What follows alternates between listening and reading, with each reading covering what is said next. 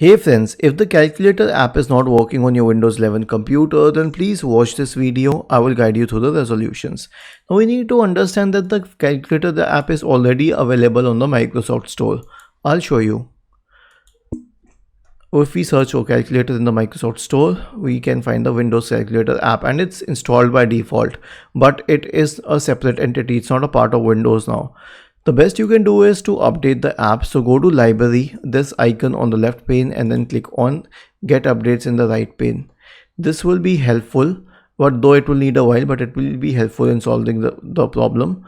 But if it doesn't, then search for calculator in the Windows search bar and click on app settings. Now scroll down and click on repair, then click on reset, and then click on reset once again. The last solution will be to uninstall the app. So click on uninstall and then click on uninstall once again and let it be uninstalled. It will need a while.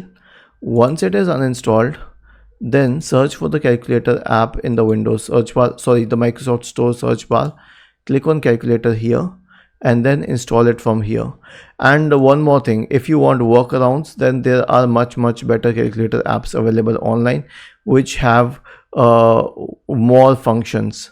Was this helpful?